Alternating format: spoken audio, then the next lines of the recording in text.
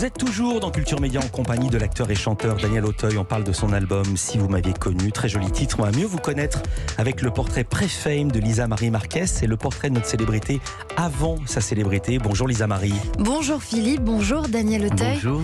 Vous êtes un pilier du cinéma français avec près de 50 ans de carrière.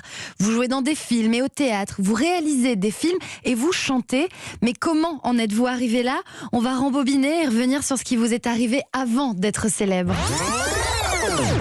Daniel Auteuil, vous êtes né à Alger, vos parents, chanteurs lyriques, y sont en pleine tournée. Vous y passez vos premiers mois, mais la terre de votre enfance, c'est Avignon. C'est là que vous grandissez. Avec vos parents, vous passez beaucoup de temps dans les théâtres municipaux. Vous êtes un enfant curieux et inarrêtable, au point que votre maman dit de vous que vous avez le diable au corps. À l'âge de 4 ans, vous vivez votre première expérience sur scène. Vous jouez le fils de Madame Butterfly à l'Opéra d'Avignon. Vous avez l'impression que des centaines d'yeux vous regardent. Vous ressentez la chaleur du public pour la toute première fois. Et inconsciemment, vous avez envie de faire ce métier à partir de là. À 7 ans, vous marchez la tête haute aux côtés des cigarières de Carmen. En fait, dès qu'il faut un petit garçon pour un rôle, c'est vous. Vous avez déjà trouvé cette émotion depuis, retrouvé cette émotion depuis? Oui, sur des choses, et notamment avec la chanson, parce que c'est nouveau, parce que c'est un engagement. Je n'ai aucun repère, je n'ai aucune habitude, aucun tic, donc je sais que les gens viennent pour se faire surprendre, et il y a une espèce de rencontre émotionnelle très forte avec la chanson. Ouais, c'est un truc fort. Daniel Auteuil, du côté de votre scolarité, l'école, ce n'est pas votre truc, mais ce qui vous ennuie le plus dans tout ça, c'est de décevoir vos parents qui vous soutiennent, vous payent des cours et rêvent pour vous d'une carrière d'employé de banque ou d'employé de mairie, bref, de stabilité. Mais vous avez d'autres ambitions. Ce sont les métiers artistiques qui vous attirent.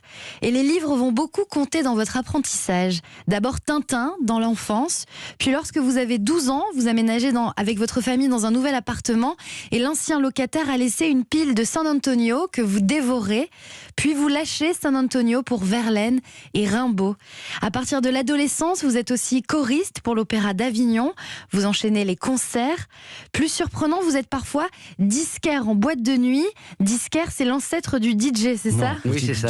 Oui, c'est ça. On a appelé ça disquaire. C'était frustrant parce que j'adorais danser et j'étais derrière à faire danser les autres, et c'est l'époque où il y avait les slows. Et c'était, de temps en temps, je mettais des slows assez longs pour aller danser avec ma fiancée, mais c'était... Bon, j'ai aimé faire ça. Oui, j'ai aimé faire c'était déjà un rapport avec la musique et le spectacle, en fait. Le slow frustré, ça ferait une bonne chanson. À 19 ans, vous quittez finalement Avignon pour Paris. Vous prenez le train, seul, des rêves plein la tête.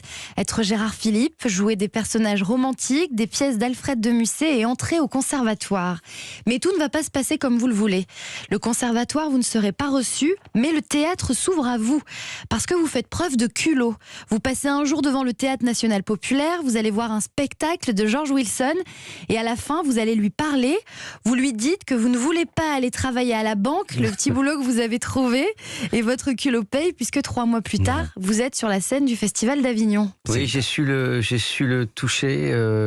C'est très bizarre parce que j'avais un peu l'accent du Midi. Il me dit mais vous êtes anglais? J'ai dit non, je suis pas du tout anglais, je viens d'Avignon. Bonne oreille, George Wilson. Oui, j'ai ce jeune méridional qui débarquait a su le toucher, effectivement. J'ai eu la chance quelques mois après de jouer avec Maria Cazares. C'était extraordinaire. Ouais. Puis vous êtes engagé dans des comédies musicales comme Godspell aux côtés de Dave et d'Armand Altaï. Vous êtes reçu parmi plus de 1000 candidats lors des auditions. Et Godspell, c'est ça. Jour et nuit, jour et nuit, oh Seigneur. C'est le son d'époque? Oui.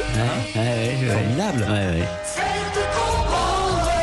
Alors ça ramène, ça remue, je suis très ému là. Ça fait naître chez vous un immense sourire.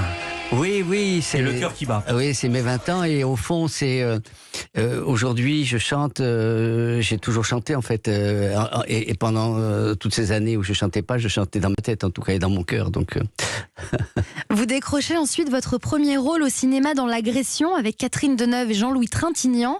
Et puis vous vous initiez déjà à la chanson avec Que la vie me pardonne, bande originale du film L'amour en douce. Vous savez quoi, on l'a retrouvée, on a même le 45 tours, document. Et que la vie me pardonne si je ne sais pas toujours comment la vivre. Oh stop, y a plus que l'ennui qui résonne. Je tourne des pages où y a plus rien à dire. Vous savez ce que c'est le son qu'on entend, les petits gratouillis? C'est le vinyle. Ah ouais. C'est Jérémy Hébert, notre réalisateur, qui a fait une copie du vinyle pour avoir le son d'époque, le son vinyle Daniel Auteuil. Je vous le prête, je vous le donne pas. ouais, c'est une chanson de Renaud de Tressan. Exactement, ouais. Et la face B de qui? J'ai regardé, Barbelivien. Barbelivien, oui. Daniel Auteuil, vous incarnez ensuite à l'écran un irrésistible sous-doué, tête à claque, avant de rentrer définitivement dans le cœur des Français avec Jean de Florette et l'inoubliable Hugolin, qui vous vaut votre premier César des mains d'Audrey Hepburn, à qui vous écrasez le pied sous l'émotion. Mais tout ça, ce n'est que le début d'une carrière de surdoué que vous allez mener avec brio et de bien d'autres choses. La suite, on la connaît, et moi, je m'arrête là. Merci beaucoup. Merci Lisa Marie, vous étiez vraiment émue. Oui, mais en fait, c'est très bizarre que quelqu'un vous raconte votre vie. Elle n'a pas tout raconté, hein. Elle n'a pas raconté quand vous étiez danseur nu. Non, elle n'a pas raconté, mais c'est dommage. Mais racontez, vous avez vraiment été danseur nu. Non, c'était un spectacle qui s'appelait Au Calcutta, un spectacle des années 70, dans lequel j'avais commencé comme électricien. C'est moi qui ai été à la poursuite, je les éclairais. Puis un jour, quelqu'un a fait défaut, donc je l'ai remplacé. Et c'est juste... Voilà, c'était. Je dis ça dans mon spectacle avec danseur nu, mais c'était basé sur. Effectivement, il y avait une scène où on était tous à poil, oui, effectivement. C'était dans les années 70, mais je le ferai plus parce que c'est plus possible. Vous savez quoi? On a la vidéo. Allez-y. Non, je plaisante. Malheureusement, je plaisante. Merci beaucoup, Lisa Marie Marquez. Vous restez avec nous, Daniel Auteuil, Culture Média. Continuons à parler de violon et de musique, de chansons, de spectacles. À tout de suite.